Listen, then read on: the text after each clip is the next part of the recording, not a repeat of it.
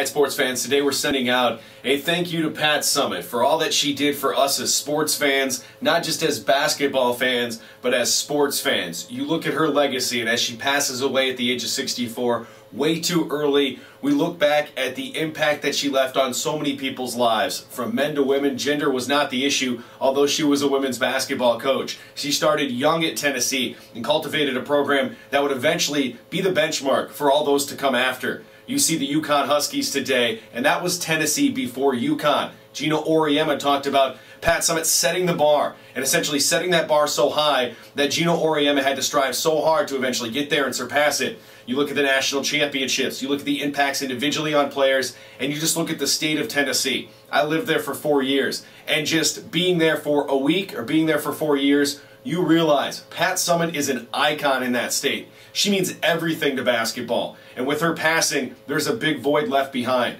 I was officiating a AAU tournament once, and there were the biggest names in college basketball inside the gymnasium right there in Tennessee. And when Pat Summitt came in, you would think the eyes would still say on some of those big name coaches. No, they all went to Pat Summitt, and you could just see the impact that she commanded and the presence she had when she walked into a room. I say thank you as a fan of basketball for you allowing it to grow. Some of the innovations from her great basketball mind are seen today both on the men's and women's side of the game. You look at what she was able to accomplish with the progression of Title IX, the facilities for women's basketball. All of that started with Pat Summitt. Tom Pender's a great coach himself, told me yesterday on my radio show that she was one of the greatest coaches of all time. And I say thank you to Pat Summitt for doing so much for the game of basketball, but more importantly, doing so much for sports. Again, thank you, Pat Summitt.